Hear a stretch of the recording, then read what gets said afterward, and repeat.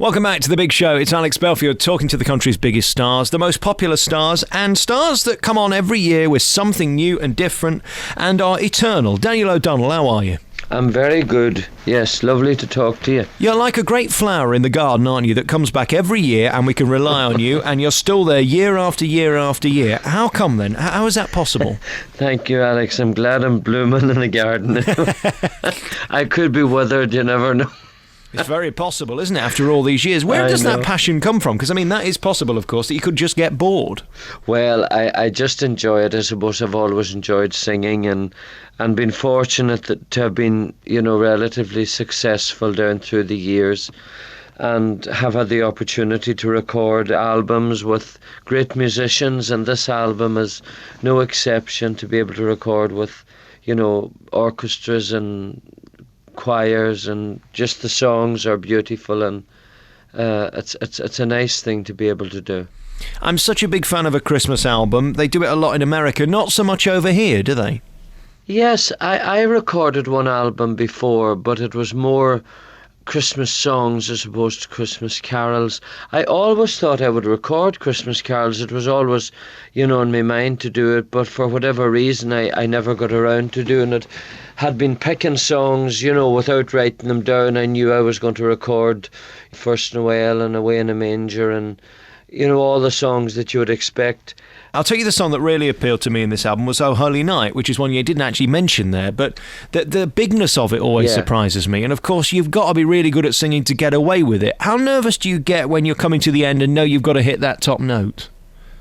Well, in the studio, if you don't hit it the first time, you can hit it the second. But if you're doing it live, you think, oh, well, I have to get here, and you just, with whatever way and a wing and a prayer, sometimes get to them, but you get to them usually.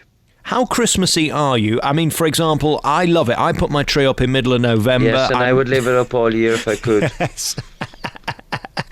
Because, I suppose an album like this, you're recording when it's sunshine and in the middle of July, I actually did it in March. So it was kind of festive, but only it was the end of the festive season last year.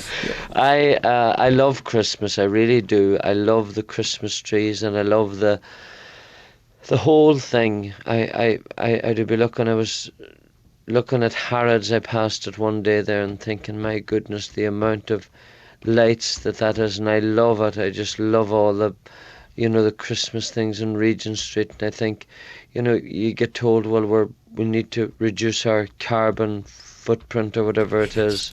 And I think, well, what are we going to do if we have to turn out our Christmas trees? That'll be disastrous. Well, I don't think that'll ever happen. In terms of where you'd rather be at Christmas, is it about being home in Ireland? Oh, absolutely. I love being home. I think I like the weather and everything, I've never had Christmas in a hot climate, but I think it's something about putting on the fire, and it's dark at 4:00 and the Christmas tree is lit, and there's a warmth as well as a feeling of being warm. There's a feeling of warmth in the air, you know what I mean? And I think that's all to do with where we live, and just the comfortableness of family and friends being around. And what is great about you, Daniel, I mean this with the greatest compliment, you do what you do quietly, but your fans are totally fanatical and absolutely love you. We're going to get into that next. A track off this album. Will you indulge me with Our Holy Night? Because I do love that song. No problem, Alex, that's fine. And I hope I hit the top note. Fingers crossed. Can we talk about the fact, and I'm always mesmerised by this, unlike Cliff, we don't see you on every programme and you're not doing your calendars for Christmas, yet your fans are still queuing out the door to get tickets. We have a calendar, yes, but I'm just not as brave as Cliff. I don't have a six-pack, you see. Right. But when I get my six-pack, I'll get the top off too. Is that possible? Because I think your lady fans would love that. He is, I'll tell you something, he is a mighty man. At 70 years of age, he'd give any young guy a run for his money. Well, I told him he was just on promoting his new album, Bold as Brass, and I don't like it being half his age to be outshone by a man twice my age. Isn't brilliant. Good for you? He's brilliant, and long may he continue. Do you see the similarities between you and him? Because I do. I think you have the same type of fans. They are totally into you, aren't they? Yes, I think a lot of people that would follow what I do are fans of Cliff. I mean, Cliff would have a huge following, much greater than I have. But he's a tremendous. I mean, I went to see him at the Albert Hall and the Boulders Brass concert. A super show. Loved it. I've been a fan for as long as I suppose I can remember, and it's just a pleasure to know him. Do you like the fact that you're both of the same theory, that when the front door closes, the front door closes? We don't see you all over OK Magazine and falling out of clubs. You're very private, aren't you? Yeah, I suppose, yes. I suppose from my point of view, I feel that when I'm out with the people and when I'm doing shows, I give as much as I possibly can. And I do think that people respect that. And I think away from that, then they really are very respectful of your own time and your own privacy. And I do believe that, I think Cliff is similar, that they give him great privacy when he's not touring. But when he's touring, they're there and they're supporting. And likewise, when I go out, the people, as much as they can, they get to shows and support it and are 110% behind. And as for being able to close the door at night, that's one thing you can do. But when you walk through the streets, people know who you are. When you go to the supermarket, they want to talk to you. You always seem very welcoming and open to your audience. You're fully aware that without them, you're nothing. Yes, and you know, it costs nothing to talk with people. I mean, I never tire of people speaking to me, or, you know, I think it's a lovely thing, really, that people want to talk to you. I mean, I wouldn't be bothered. And I think this probably is true for anybody. People are not expecting you in the street. So very often you're away by before they even notice you, or if they do notice you, they're that shocked when they see you that they're not ready to talk. You know, you pass them and they pass you, and very often I would see people now, they would smile and I would smile, and you just keep going, you know, because you have a mission, whatever you're doing, you know. But if people speak, then it's lovely, and really all they want is hello, and that's it. Very occasionally an autograph, or if they have a camera, maybe a picture. But sure, what does that cost? Nothing. Let's take another track off this new album. It's called Oh Holy Night by Daniel O'Donnell. Another favourite of mine, Mary's Boy Child. That's a lovely song, isn't it? It is lovely. And I love this, I suppose, the approach of this, because I listened to Johnny Mathis singing it, and I suppose that's really maybe the kind of approach I took to it, although I don't ever try to be like anybody, because I'm not really able to sing like anybody, only myself. But when we do it in the show, we do the Boney M version. We're back then with our remaining moments with Daniel O'Donnell, Mary's Boy Child, for you there. I tell you, the last time we met face to face, and this was a long while ago now, it was in a hotel, and you had just got married, and it was so exciting to talk to you because everybody was interested at that point in how it was working and all that. How long have you been married now, Daniel? 8 years. Wow. These years keep passing, don't they? I know, better they're getting. How is it? How's it working 8 years in? Great. I wouldn't trade back for anything. You broke a few hearts, didn't you, when you announced that you were getting married? And I think some of your fans were somewhat disappointed because for a while there they thought they'd all got a chance.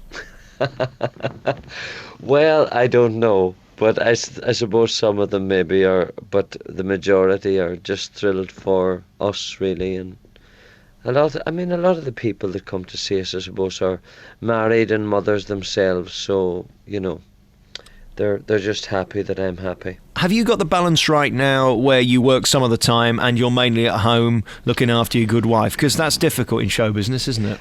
Yes, we have. And, I have a plan. I've just made an announcement recently where in 2012 I'm going to stop touring. That doesn't mean I'm going to retire. I'm not going to tour one city or one town after another. I'm going to pick a few places and do whatever many shows I need to do to facilitate an audience, be it 2 or 3 or 4. in one place or two places in the UK. The same in Ireland.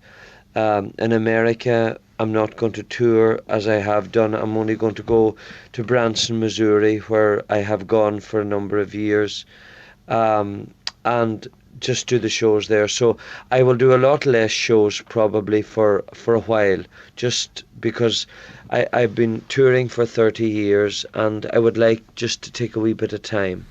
And you deserve it. Tell me about Branson. I had Andy Williams on last Christmas, and it was just amazing to hear his stories. I mean, he's been doing for years what you want to do, which is basically build the theatre and they will come, and they do. A, that's a great privilege, isn't it, knowing that people will travel to see you, but B, what does that give you back? Why is it better not to be on the road? Well, I suppose from a point of view of yourself, it's easier physically, on not having to travel and sing is more demanding from a physical point of view.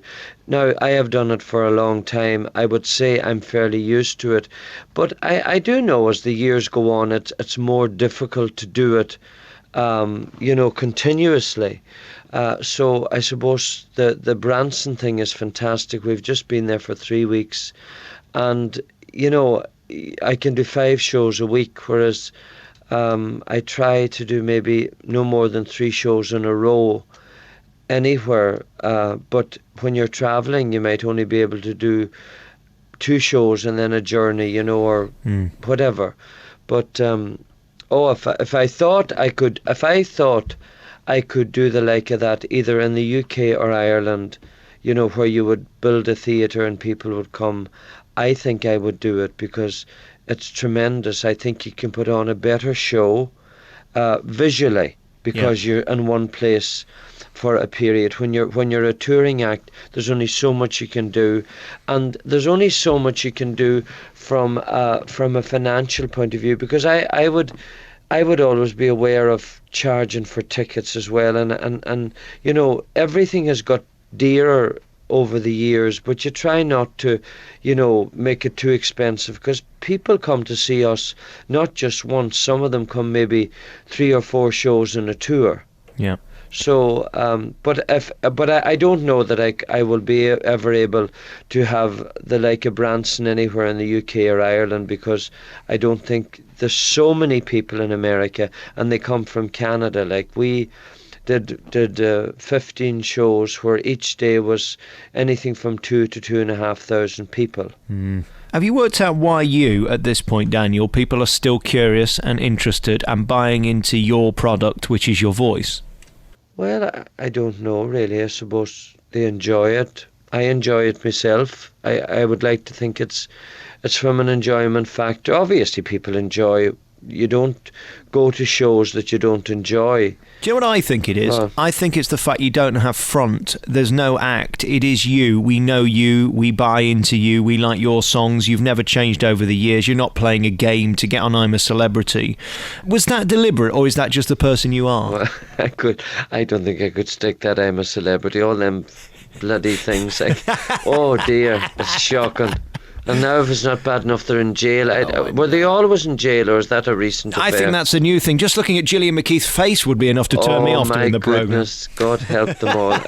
But anyway, I don't know. I think if you ever see me on that, just shoot me. It's as bad as that, is it? Oh dear, I think that'd be... I just don't think I could do that. Eating all them things and... Oh, rats down at your feet. No, Oof. Thank you. Hey, listen, Daniel, congratulations on this new album. I love a Christmas album, and Around the Table on Christmas Day, this is perfect. Our Holy Night is the album, the Christmas album. Many thanks for your time, Daniel. Thank you.